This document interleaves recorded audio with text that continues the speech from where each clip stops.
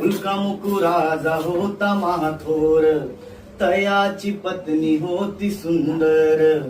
नदी किनारी एकदा त्यांनी घातली महापूजा दोघांनी. आली एक नौका त्याच मार्गानी, नाव भरलेली पूर्ण द्रव्यानी.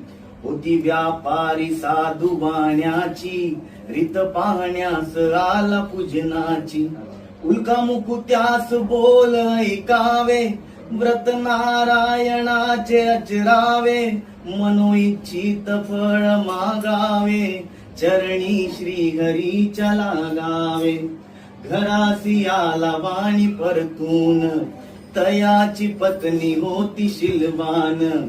तयांना नव्हते काही संतान, केला नवस म्हणून वाण्यान. पती पत्नीला जाहली जा